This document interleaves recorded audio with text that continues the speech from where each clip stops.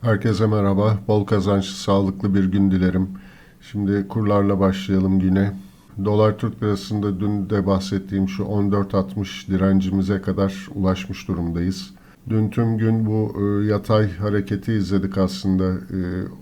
Yukarıda 14.41 direnci kırıldıktan sonra şu bölgede dün ve bugün bu sabah şu yatay hareketi izliyoruz.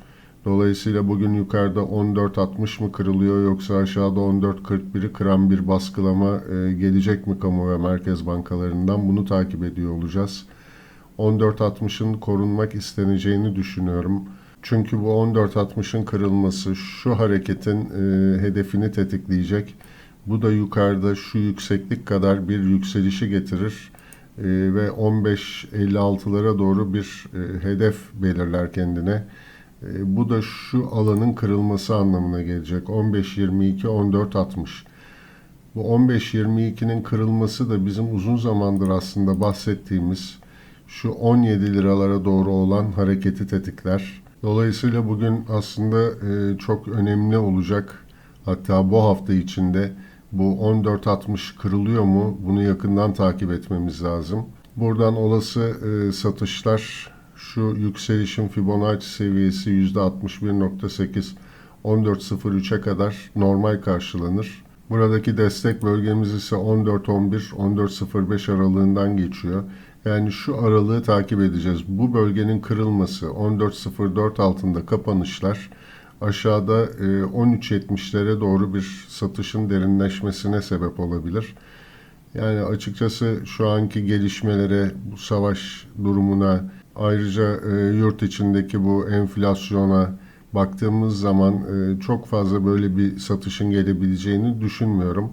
Ancak 14.03'e kadar olan satışların da normal karşılanması gerektiğini düşünüyorum.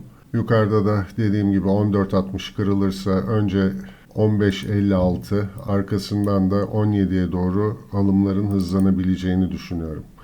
Şimdi hızlıca bir euro dolara bakalım. Euro dolarda dün de bahsettiğim şu yatay bant içinde hareket ediyoruz.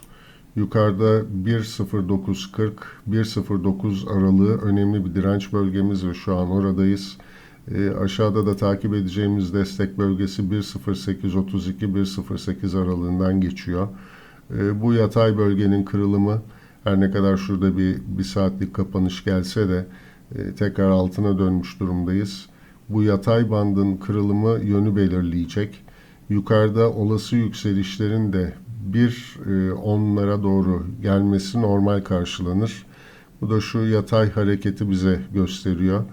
Yani 1.10.57, 1.10.76 aralığına doğru yükselişler normaldir. Şu düşüşün tepkisi olarak görülebilir.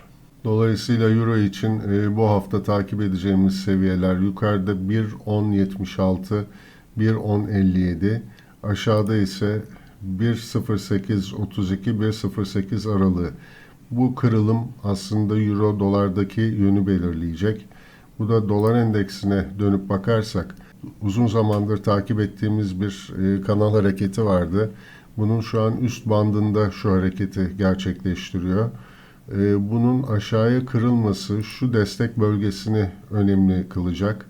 98.56-98.28 aralığı. Bu bölge kırılmadığı sürece euro dolarda da yukarıda şu 1.10.76'nın kırılabileceğini düşünmüyorum. Ayrıca bu ay Fed'in faiz kararı da var. Fed'in faiz arttırımına başlaması euro dolar ve sterlin dolarda da aslında sıkıntılı bir sürecin devamı anlamına gelecek. O yüzden euroya ve sterline geçmek için acele etmemek gerekir. Kalıcı dönüşlerin görülmesi gerekir. Dikkat etmenizi tavsiye ederim. Şimdi euro Türk lirasına geçersek, burada şu yükseliş başlattık gene 7 Mart'tan itibaren. Bu açıkçası Türk lirasının değer kaybından kaynaklanan bir yükseliş. Euro dolarda çünkü herhangi bir hareket göremiyoruz. Burada önemli gördüğüm 15.79 direncimiz vardı. Şu an bunun üstünde hareketler başladı. Bu hareketin ulaşabileceği ilk hedef 16.22. Şu savaş fiyatlaması sürecindeki şu fitil atan mumun gövde seviyesi. Bu da dolar Türk lirasında hatırlarsanız 14.41'den geçiyordu ve şu an artık bu fitili fiyatlıyor dolar Türk lirası. Ancak Euro Türk lirası daha oldukça uzakta kaldı. Bu da işte dolar endeksi ve Euro dolardaki hareketlerden kaynaklı oluyor. O yüzden Euro'ya ve sterline de geçerken çok iyi düşünmeniz lazım. Acele etmeyin derim ben. Şimdi sterlin dolara tekrar bir bakalım. Sterlin dolarda şurada bir yatay bantta hareket etmekte. 1.3082 destek bölgemiz. Yukarıda da direnç olarak şu an için çalışan 1.3154, 1.3141 bölgesi var. Buradaki kırılıma göre yön bulacaktır. Buradan gelecek yükselişlerin yukarıda %61.8 şu düşüş sürecinin %61.8'i 1.3288 yani şu destek bölgesine de bakarsak 1.3289 1.3271 aralığı direnç olarak çalışacaktır. Bu bölgenin üstünde hareketler görmediğimiz sürece sterlin dolarda da düşüşlerin devamını beklerim. Buradan sterlin Türk lirasına da dönersek burada önemli olan direnç bölgemiz 19.36-19.07 geniş bir alan. Fakat benim için gene şu fitilin gövdesi önemli olacak. 19.48'i takip edeceğim esas. Bunun üstündeki hareketler ancak 19.75'in kırılma ihtimalini gündeme getirir. Aksi takdirde tekrar şu fitil bölgesinden gelen satışlar bizi aşağıda 18.56 ve onun da altında 18.43 şu aralığa tekrar geri getirir. Dolayısıyla sterlin dolardaki gene zayıf duruş, dolar endeksinin güçlü duruşu sterlin Türk lirasında da yükselişlerin zayıf kalmasına sebep oluyor. Bugün için takip edeceğimiz destek bölgesi ise 18.90-18.99 aralığı. Şu yatay bantta direnç olarak çalıştı.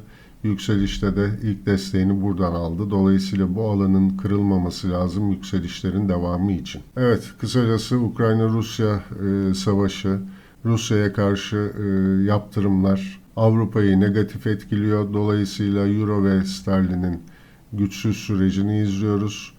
Buna karşılık Rusya'nın açığını kapatacak olan Amerika olduğu için de dolar endeksinde de güçlü bir duruş, güçlü yükselişler takip ediyoruz. Kısacası aslında tüm dünyanın kaybettiği, Amerika'nın kazandığı bir savaşın sonuçlarını da grafiklerde çok net görüyoruz diyelim. Evet, kurlardan da bugünlük bu kadar olsun. Tekrar görüşmek üzere diyelim. Hoşça kalın.